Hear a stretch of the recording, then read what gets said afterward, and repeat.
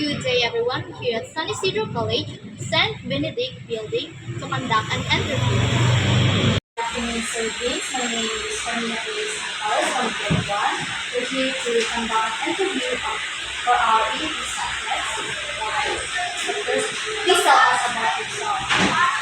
By the way, I am Vincent Espargosa. I am teaching EPP and MAPE for 3 years now in San Isidro College.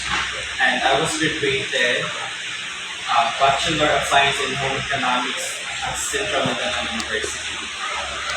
As a EPP teacher, how do you manage or organize the common class considering your abilities? In giving performance task to my student, first we are going to discuss first kung saan ang mga fundamentals ng mga dapat nilang ma-learn. And after that, nanadin ni phase 1, phase 2, and phase 3 of performance task. Phase 1, diraan ng ako ang demonstration, and then ilang ang hands-on gamay. So, mura ito siya o me first, and then next you. Marana siya. And then sa phase 2, dira na din sila sa ilahang own na dayon nga. Sila na mag-try sila sa ilahang own. And then sa phase 3 is their final performance task. All of those performance tasks is national equivalent in mga grades. And ginagradean na mo sila based on the rubrics na mga ginaset. Okay, based po sa competencies na dapat nila mag-get per lessons or topic. So, how do you differentiate the task to students who are in skills levels? Paghatag ako og mga performance tasks is tanan sila. Kung sa ang ako ang discussion or sa mga lessons, same ra ang performance task nga akong ginapagawa sa ila. Tanan. And then, after that, naman dito mga advanced na mga student, naman dito mga dali ra maka-catch up or inborn na ilang skills. So, ang ako ginabuhat sa ila is that they will assist their classmates na katong medyo or hina pa kayo sa pag-develop or pag-create sa ilang. What methods do you use to monitor students' progress in teaching EPP, or how do you assess their learning? My subject is a skill page, so dito siya more on discussion. Although there are a lot of discussions, pero discussion at the same time, teaching them to do the task. So ganun ang ako ang method. Discussion, and then discussion and hands-on. I will also assess them in making their performance tasks or activities. What is your classroom management style? For me, I cannot really label or define it because every day is an adventure in the classroom. So, dahil lahat din siya every day.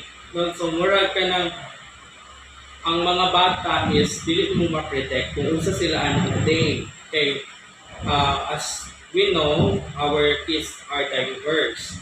Ang ilang emotions pag nasa school is very good. Like, although vary siya at first, but in the middle of the day, they will come up with one atmosphere that unite together to create a harmony inside the classroom.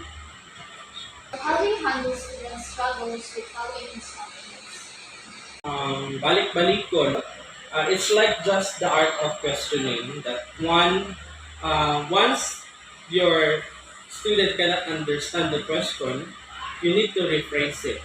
You need to rephrase the question. Same thing as with the instruction. Once na dili niyo ma-understand ang first imong instruction, mo siya i-repeat.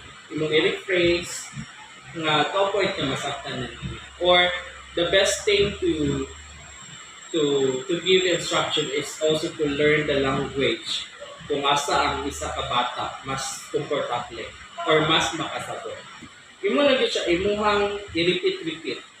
Okay? Kung sa imuhang na-state, imo na po siya. Like for example, you stated in English, you stated it also in Bisaya or in Tagalog. So that also one way of helping our kids to learn different languages and to understand different languages.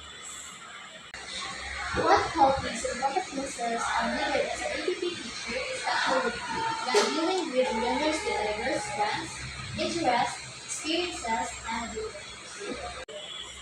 Okay, as we all know, we are diverse. I can say that if you are an EPP teacher, you should know all of the competencies or skills na dapat na-apply. Especially, dili lang siya mag-limit lang sa isa, like sa isa lang na area. You need to learn also about the different areas of EPP. Kung man siya, broad man kayo siya. You need to attend different seminars, meetings, or forums nga pwede nga maka-enhance sa inyong skills. Like, you need to submit yourself to a professional development which can help you as a teacher. Ang pinaka-importante yun is to understand what is your subject. Need po sa isang ka-teacher na siya skills. What professional development activities do you engage in to improve your teaching skills?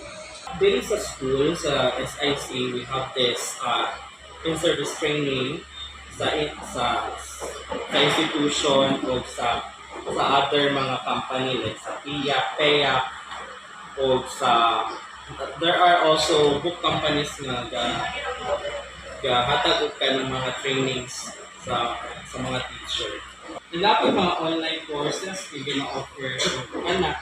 Sometimes, kung ginapilan or sometimes watch ko o ka ng mga online na mga seminars or webinars.